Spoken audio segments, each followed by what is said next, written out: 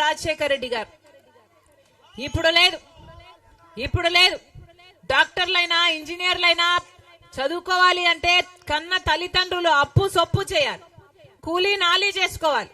తీరా అంతా చేసి చదివించినాక ఉద్యోగాలు వస్తున్నాయా అంటే ఉద్యోగాలు రావటం లేదు. ఒకప్పుడు చంద్రబాబు గారు ముఖ్యమంత్రిగా ఉన్నారు. మొదటి 5 సంవత్సరాలు చంద్రబాబు గారు ముఖ్యమంత్రిగా ఉంటే ఆ రోజుల్లో మెగా డిఎస్సి వేస్తానని చంద్రబాబు గారు 23,000 టీచర్ ఉద్యోగాలు ఖాళీగా ఉంటే ఆ రోజు 7,000 ఉద్యోగాలు వేశాడు. ఆ రోజు జగన్మోహన్ రెడ్డి గారు ప్రతిపక్ష నాయకుడు. ఇలాగే ఎన్నికల ప్రచారం అప్పుడు జగన్మోహన్ రెడ్డి గారు వచ్చి ప్రభుత్వ శాఖల్లోనే 2,30,000 ఉద్యోగాలు ఖాళీగా ఉన్నాయి, ఏపీపీఎస్సీ ద్వారా అవన్నీ భర్తీ చేస్తాను అన్నాడు జగన్మోహన్ రెడ్డి గారు. ఒక్క ఉద్యోగమైనా ఇచ్చారా? ఉద్యోగాలే లేకపాయే. మెగా డిఎస్సి అన్నారు. ఆ రోజుల్లో మెగా డిఎస్సి చంద్రబాబు గారు 23,000 ఉద్యోగాలు ఖాళీగా ఉంటే సిగ్గులేదా 7,000 ఉద్యోగాలు వేసేది అని ఆ రోజు నిలదీశాడు జగనన్న గారు. మరి ఇప్పుడేమైంది? 25,000తో మెగా డిఎస్సి వేస్తానన్న జగనన్న గారు ఇప్పుడు దగా డిఎస్సి 6,000 ఉద్యోగాలు దగా డిఎస్సి వేశారు. మరి ప్రజలను దగా చేయడం కాకపోతే ఇంకా ఏమిటి? అయినా సరే ప్రత్యేక హోదా ఇవ్వకపోయినా సరే, మన రాష్ట్రంలో పోలవరం కట్టకపోయినా సరే, మనకు రాజధాని ఇవ్వకపోయినా సరే, బీజేపీ పార్టీ కేంద్ర ప్రభుత్వంలో 10 సంవత్సరాలుగా ఉంటూ మనకు ఒక్క ప్రయోజనం చేయకపోయినా సరే, ఒక పక్క జగనన్న గారు ఇంకో పక్క చంద్రబాబు గారు ఇద్దరు బీజేపీ పార్టీకే బానిసలుగా పనిచేస్తున్నారు. ఇద్దరు అదే బీజేపీ పార్టీకి ఊడిగలు చేస్తున్నారు. వీరు వాళ్ళ స్వప్రయోజనాల కోసం ఊడిగలు చేయడమే కాక రాష్ట్ర ప్రజలను కూడా ఈరోజు బీజేపీ పార్టీకి బానిసలుగా చేయాలని చూస్తున్నారు. ఇది అన్యాయం కాదా? ఒక్క విషయంలోనైనా బీజేపీ పార్టీ కేంద్రంలో అధికారంలో 10 సంవత్సరాలుగా ఉంటే మన రాష్ట్రానికి ఏం చేసింది బీజేపీ పార్టీ? ఒక్కసారైనా ఇటు జగనన్న గారైనా అటు చంద్రబాబు గారైనా నిలదీశారా బీజేపీ పార్టీని? మా రాష్ట్రానికి ఎందుకు స్పెషల్ స్టేటస్ మీరు ఇవ్వడం లేదు? ప్రత్యేక హోదా మీరు ఎందుకు ఇవ్వటం లేదు? మీరు ఇవ్వకపోతే పరిశ్రమలు ఎలా వస్తాయి? పరిశ్రమలు రాకపోతే మా బిడ్డలకు ఎలా వస్తాయని ఎప్పుడైనా ఎవరైనా నిలదీశారా? పోలవరం ప్రాజెక్టు మనకు ఊపిరి లాంటిది, మనకు ఎంత ముఖ్యమైన ప్రాజెక్టు. పోనీ పోలవరం ప్రాజెక్ట్ అమ్మ కుజోల్ తల్లి, పోలవరం ప్రాజెక్టు కట్టకపోయినా సరే బీజేపీ పార్టీని అంతగా ఊడిగలు చేస్తున్నారు అంటే ఇక వీళ్ళని ఏమనాలి? రాజధాని కట్టకపోయినా సరే, పోలవరం కట్టకపోయినా సరే, ప్రత్యేక హోదా ఇవ్వకపోయినా సరే, మన రాష్ట్రానికి ఏ ఒక్క మేలు చేయకపోయినా ఈరోజు జగనన్న గారు, తెలుగుదేశం పార్టీ చంద్రబాబు గారు ఈరోజు బీజేపీ పార్టీకి బానిసలయ్యారు. అమ్మా మళ్ళీ చెప్తున్నా, చంద్రబాబు గారు ముఖ్యమంత్రి అయినా, జగనన్న గారు ముఖ్యమంత్రి మళ్ళీ అయినా ప్రత్యేక హోదా మన రాష్ట్రానికి రాదు.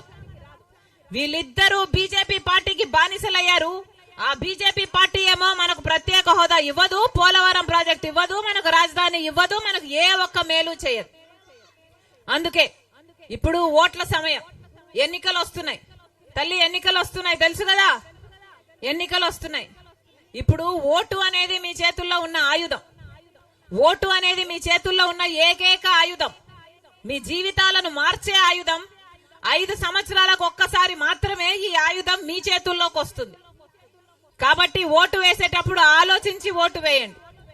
అన్ని పార్టీలు వస్తాయమ్మా, చంద్రబాబు గారు వస్తారు, జగనన్న గారు వస్తారు, వైసీపీ టీడీపీ అంత పెద్ద పెద్ద మూటలు పట్టుకొని వస్తారు, డబ్బులు ఇస్తారు. ఏమ్మా ఇస్తారా?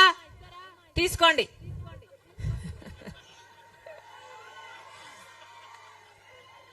ఎవరు డబ్బులు ఇచ్చినా తీసుకోండి, ఎంత డబ్బులు ఇచ్చినా తీసుకోండి, మీ డబ్బులే. మీ పేరు చెప్పుకొని మాఫియాలు చేసి, liquor mafia, sand mafia, mining మాఫియాలు చేసి సంపాదించిన డబ్బులే, మీ డబ్బులే. ఏ మోమాట పడకుండా తీసుకోండి. కానీ ఓటు ఎవరికి వేయాలి అని మాత్రం మీరు ఆలోచించి ఓటు వేయండి.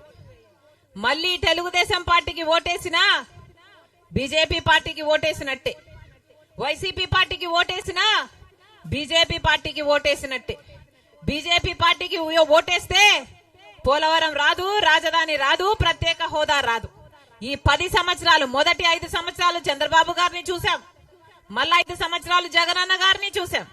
ప్రత్యేక హోదా కోసం ఎవరైనా ఒక్కరైనా ఒక్క నిజమైన ఉద్యమం ఈ 10 సంవత్సరాలలో చేశారమ్మా? అధికారంలో ఉన్నప్పుడు ఎవరు ఎప్పుడూ పట్టించుకోలేదు.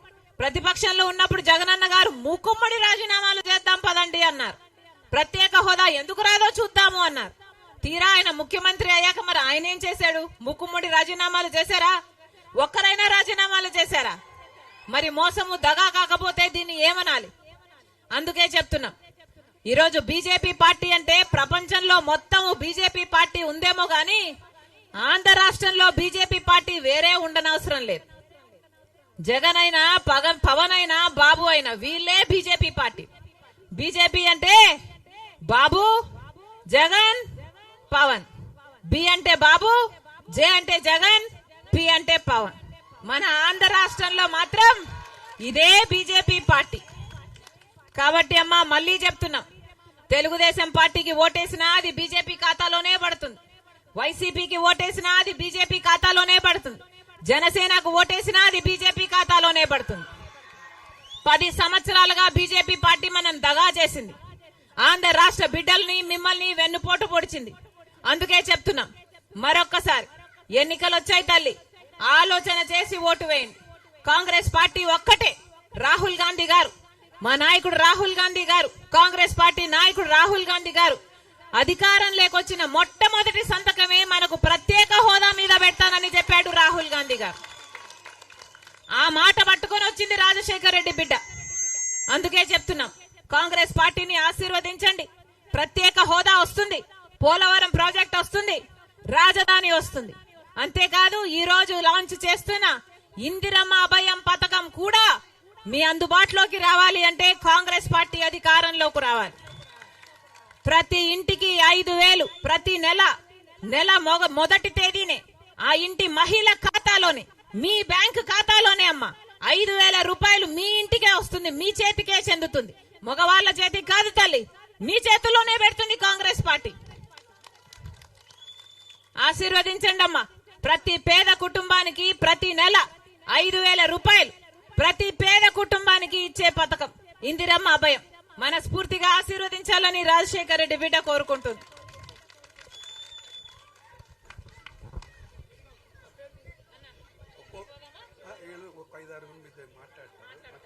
అమ్మా ఇందాక